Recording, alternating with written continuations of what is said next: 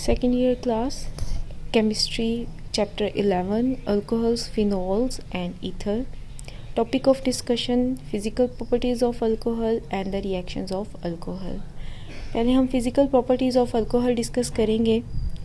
इसमें lower alcohols और high alcohols को पहले मैं बताना चाहूँगी. लोअर अल्कोहल्स आपके पास वो अल्कोहल्स होते हैं जो कि 2 या 2 से कम कार्बन एटम जो है पोजेस कर रहे होते हैं, जैसे कि मिथाइल अल्कोहल है और इथाइल अल्कोहल है. और हाई अल्कोहल्स आपके पास वो अल्कोहल्स होते हैं जिनमें 2 से ज़्यादा कार्बन एटम पाए जाते हैं, जैसे कि प्रोपाइल अल्कोहल. और प्रोपाइल अल्कोहल से ऑनवर्ड जितने भी अल्कोहल्स आते हैं वो आपके पास हायर अल्केन्स में ही कैटेगराइज होते हैं. अब हम इसकी प्रॉपर्टीज़ देखते हैं. तो लोअर अल्कोहल्स जो होते हैं ये कलरलेस होते हैं, टॉक्सिक लिक्विड होता है और ये बर्निंग टेस्ट रखते हैं. जैसे कि आपके पास मिथाइल अल्कोहल है एंड इथाइल अल्कोहल है. आपके पास यहाँ पर एक कॉमन एग्जांपल जो है वो आपके पास डिसइंफेक्टेंट लिक्विड की है जिसे सिपरेट बोला जाता है. वो बेसिकली आपके पास मिथाइल अल्कोहल और इथाइल अल्कोहल ही है. अब नेक्स्ट जो है वो इसकी सोलबिलिटी है. नेक्स्ट प्रॉपर्टी, तो सोलबिलिटी का आपके पास रूल क्या है, डिज़ोल्व लाइक डिज़ोल्व. मतलब कि अगर पोलर सॉल्वेंट होगा तो पोलर सॉल्यूट को डिज़ोल्व करेगा, और अगर नॉन पोलर सॉल्यूट होगा तो वो नॉन पोलर सॉल्वेंट में ही डिज़ोल्व होगा. तो आपके पास जो लोअर अल्कोहल्स होते हैं ये वाटर में भी सॉल्युबल होते हैं, लोअर अल्कोहल्स में भी सॉल्युबल होते हैं, लेकिन ये लेस सॉल्युबल होते हैं इन हायर अल्कोहल्स. अब इसकी रीज़न क्या है? इसकी रीज़न ये है कि जो आपके पास सॉल्युबिलिटी है of alcohol is due to the hydrogen bonding. उसकी वजह यह है कि इनके बीच में सॉल्युबिलिटी जो है आपके पास अल्कोहल की वो हाइड्रोजन बॉन्डिंग की वजह से होती है. यहाँ पर आपके पास डायग्राम में दिखाया हुआ है जो कि आपकी बुक में भी मौजूद है कि hydrogen bonding in the alcohols. आपके पास हाइड्रोजन पार्शल जो पॉजिटिव है एक अल्कोहल का, ऑक्सीजन पार्शल नेगेटिव के साथ वीक हाइड्रोजन बॉन्डिंग फॉर्मेशन कर लेता है. इसी तरह से ये जो डॉटेड लाइन है ये हाइड्रोजन बॉन्डिंग को रिप्रेजेंट कर रही है. अब नेक्स्ट जो डायग्राम है उसमें hydrogen bonding in alcohol and water दिखाई गई है. एक तरफ वाटर मॉलिक्यूल है, वाटर मॉलिक्यूल का ऑक्सीजन पार्शल नेगेटिव ऑक्सीजन जो है केमिकली बॉन्ड फॉर्मेशन कर लेता है partial positive hydrogen of alcohol के साथ. ठीक है. इसी तरह से जैसे आप हायर से लोअर की अल्कोहल्स की तरफ जाते हैं तो हाइड्रोजन बॉन्डिंग जो है वो वीक होती चली जाती है एंड अल्टीमेटली हायर जो आपके पास अल्कोहल्स हैं उनमें हाइड्रोजन बॉन्डिंग क्या हो जाती है, बिल्कुल ख़त्म हो जाती है. यही वजह है कि आपके पास जो लोअर अल्कोहल्स जो हैं वो हायर अल्कोहल्स में डिज़ोल्व नहीं होते हैं. नेक्स्ट जो पॉइंट है वो हमारे पास मेल्टिंग पॉइंट और बॉइलिंग पॉइंट ऑफ अल्कोहल है. तो आपके पास जो मेल्टिंग पॉइंट और बॉइलिंग पॉइंट होता है अल्कोहल्स का वो उनके कोरेस्पॉन्डिंग अल्केन से ज़्यादा होता है. For example methane and methyl alcohol. Methyl alcohol is the derivative of corresponding methane. तो अगर आप मीथेन का मेल्टिंग पॉइंट देखें दैट इज़ -182 सेल्सियस, और मेल्टिंग पॉइंट जो है मिथाइल अल्कोहल का -97.6 सेल्सियस है. अब आपके पास जो मिथाइल अल्कोहल है उसका मेल्टिंग पॉइंट ज़्यादा है जबकि मीथेन का जो है मेल्टिंग पॉइंट वो कम है. इसकी वजह क्या है? इसकी वजह भी बेसिकली हाइड्रोजन बॉन्डिंग ही है. मिथाइल अल्कोहल में चूंकि हाइड्रोजन बॉन्डिंग पाई जाती है इसी वजह से इनका मेल्टिंग पॉइंट बॉइलिंग पॉइंट ज़्यादा है, और मीथेन में चूंकि हाइड्रोजन बॉन्डिंग नहीं है इसी वजह से इनका मेल्टिंग पॉइंट और बॉइलिंग पॉइंट कम है. ये आपका जो आज का जो टॉपिक है वो डिस्कस हुआ. यहाँ पे एक और चीज़ है कि जो आपके पास मीथेन यानी कि जो अल्केन्स होते हैं वो अपने कोरोस्पॉन्डिंग अल्कोहल्स की निस्बत गैशियस स्टेट में एग्जिस्ट करते हैं, जबकि उनके जो कोरोस्पॉन्डिंग अल्कोहल्स हैं वो लिक्विड स्टेट में एग्जिस्ट करते हैं. जैसे कि मीथेन गैशियस स्टेट में एग्जिस्ट करता है लेकिन मिथाइल अल्कोहल लिक्विड स्टेट में एग्जिस्ट करता है. इसकी क्या वजह है कि मिथाइल अल्कोहल लिक्विड स्टेट में एग्जिस्ट करता है? तो इसकी रीज़न भी आपके पास हाइड्रोजन बॉन्डिंग ही है. हाइड्रोजन बॉन्डिंग जो है मौजूद होती है मिथाइल अल्कोहल्स में, इसी वजह से वो लिक्विड स्टेट में एग्जिस्ट करते हैं. अब हम आते हैं अपने नेक्स्ट चैप्टर टॉपिक की तरफ जो कि है रिएक्शंस ऑफ अल्कोहल्स. ओके. तो अल्कोहल्स जो होते हैं वो 2 तरह से रिएक्ट करते होते हैं. एक कैटेगरी है उन रिएक्शन की जिनमें कार्बन ऑक्सीजन बॉन्ड ब्रेक होता है, और नेक्स्ट जो वे है वो रिएक्शन है जिनमें ऑक्सीजन हाइड्रोजन बॉन्ड जो है ब्रेक होता है. तो आपके पास किस किस्म का रिएक्शन टेक प्लेस होगा, ये वाला रिएक्शन होगा या ये रिएक्शन होगा, it depends upon the nature of attacking reagent. Attacking reagent का क्या मतलब है? अटैकिंग रिएजेंट जिसने अल्कोहल्स के साथ जाके क्या करना है, रिएक्ट करना है। अब अटैकिंग रिएजेंट आपके पास दो तरह से हैं, एक आपके पास न्यूक्लियोफाइल अटैकिंग रिएजेंट है और दूसरा आपके पास इलेक्ट्रोफाइल अटैकिंग रिएजेंट है। न्यूक्लियोफाइल का क्या मतलब है? न्यूक्लियोफाइल का मतलब होता है nucleus mean positive, file mean attraction, यानी पॉजिटिव सेंटर की तरफ अट्रैक्ट होना। अब अगर एक सब्सटेंस या एक एलिमेंट या एक कंपाउंड पॉजिटिव सेंटर की तरफ जा रहा है तो उसका मतलब क्या हुआ? उसका मतलब ये हुआ कि उस सब्सटेंस के ऊपर नेगेटिव चार्ज मौजूद है। तो बेसिकली ये कुछ पॉइंट्स हैं जो कि न्यूक्लियोफाइल के अंदर मौजूद होते हैं, जैसे कि वो नेगेटिवली चार्ज जो सब्सटेंस होगा वो भी आपके पास न्यूक्लियोफाइल होगा। अगर कोई इलेक्ट्रॉन डोनेटिंग सब्सटेंस है तो वो भी आपके पास न्यूक्लियोफाइल है, जिसके ऊपर free lone pair of electron पड़े हुए हों। और अगर कोई फ्री रेडिकल है तो वो भी आपके पास एज अ न्यूक्लियोफाइल एक्ट करेगा। दूसरी तरफ आ जाती है इलेक्ट्रोफाइल। सेम वही डेफिनेशन है जैसे आपके पास न्यूक्लियोफाइल की है।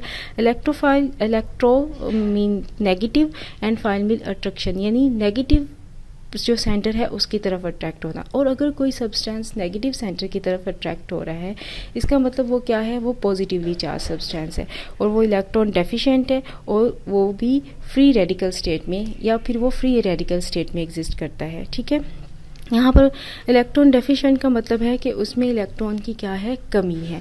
ठीक है, और फ्री रेडिकल जो है, चूँकि देखें ये दोनों में ही एग्जिस्ट करते हैं। फ्री रेडिकल का जो रिएक्शन होता है ना, वो कंडीशन बेस्ड रिएक्शन होता है कि किस तरह से वो रिएक्ट या किस कंडीशन में वो रिएक्ट कर रहा है।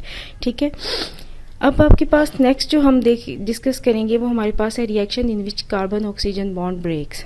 तो सबसे पहले कार्बन ऑक्सीजन बॉन्ड जो है वो ब्रेक होता है। ठीक है, पहला जो हमारे पास रिएक्शंस का जो तरीकाकार है उसमें जो अल्कोहल है उसमें जो ऑक्सीजन और कार्बन के बीच का जो बॉन्ड है ब्रेक हो जाता है। इसका मतलब जो आपके पास हाइड्रोक्सिल ग्रुप जो है वो OH नेगेटिव की फॉर्म में क्या कर जाएगा? लीव कर जाएगा। ठीक है, रिजल्टेंटली अगर ये OH नेगेटिव की फॉर्म में लीव कर रहा है तो इस कार्बन पे कौन सा चार्ज आना चाहिए? ऑटोमेटिकली इस चार्ज कार्बन के ऊपर पॉजिटिव चार्ज आ जाता है। जब इस पर पॉजिटिव चार्ज आता है तो न्यूक्लियोफाइल इस पर क्या करता है? न्यूक्लियोफाइल जो है वो इस पर अटैक करता है। ठीक है, और इन दिस वे जो न्यूक्लियोफाइल जो है इस तरह से जो आपके पास न्यूक्लियोफाइल जो है वो आपके पास जो अल्कोहल का जो कार्बन है उसके साथ क्या कर लेता है? केमिकली बॉन्ड फॉर्मेशन कर देता है। ये जो रिएक्शन जो मैं आपको 2 स्टेप में एक्सप्लेन कर रही हूँ ये एक्चुअली 2 स्टेप में नहीं होता है, ये रिएक्शन एक ही स्टेप में हो रहा होता है। यानी कि एक ही स्टेप के अंदर अल्कोहल जो है, अल्कोहल का जो OH ग्रुप है वो लीव करेगा और उसी ही स्टेप में न्यूक्लियोफाइल क्या करेगा? अटैक करेगा। रिजल्टेंटली आपके पास ये रिएक्शन प्रोसीड होता है। अब यहाँ पर जो है आपकी बुक में चंद एग्जांपल दी हुई हैं जिन्हें मैं एक्सप्लेन करना चाहूँगी। यहाँ पे आपके पास इथाइल अल्कोहल जो है वो जो है SOCl2 के साथ इन पायरिडीन जो है मीडियम में वो रिएक्ट कर रहा है और इसमें जो आपके पास SOCl2 जो है ये एज अ न्यूक्लियोफाइल जो है वो एक्ट कर रहा है। तो अगर आप देखें तो इसमें हाइड्रोक्सिल ग्रुप जो है वो OH नेगेटिव की फॉर्म में जो है वो अलग हो रहा है और रिजल्टेंटली उसकी जगह पे Cl आकर अटैच हो रहा है on the product hand side और जो SO है वो SO2 की फॉर्म में रिलीज़ हो रहा है और HCl जो है वो रिलीज़ हो रहा है। नेक्स्ट रिएक्शन जो है हमारे पास CH2 है, C2H5OH है विद HCl। इसमें जो HCl है वो एज अ न्यूक्लियोफाइल एक्ट कर रहा है और ये ZnCl2 की प्रेजेंस में रिएक्शन हो रहा है और प्रोडक्ट फॉर्मेशन अगर आप देखें तो C2H5Cl है प्लस H2O फॉर्मेशन है। मतलब जो आपके पास OH जो है वो आपके पास जो हाइड्रोक्सिल ग्रुप है वो OH नेगेटिव की फॉर्म में लीव करके आए और यहाँ से H प्लस साइन रिलीज़ हुए है और ये दोनों मिलकर कंबाइन होकर इन्होंने वाटर बना दिया है, जबकि जो Cl फ्री हुआ था वो एज अ न्यूक्लियोफाइल एक्ट किया और उस Cl ने जाकर यहाँ पर केमिकल बॉन्ड फॉर्मेशन कर ली। नेक्स्ट आपके पास एग्जांपल है C2H5OH और ये किसके साथ है? अमोनिया के साथ है। तो इसमें से अमोनिया जो है वो अपना हाइड्रोजन आयन जो है वो डोनेट करेगा, जबकि जो इथाइल अल्कोहल है वो आपके पास क्या करेगा? हाइड्रोक्सिल ग्रुप को जो है वो लीव करेगा in the form of negative charge. तो ये दोनों कंबाइन होकर वाटर कंपाउंड फॉर्मेशन कर देंगे और यहाँ पर जो है जो अमोनिया अमाइन ग्रुप जो है वो इथाइल के साथ कंबाइन होकर इथाइल अमाइन फॉर्मेशन कर देगा। नेक्स्ट जो है वो हमारे पास जो कैटेगरी है वो है आपके पास reaction in which the breakage of OH bond जो है वो टेक प्लेस होती है।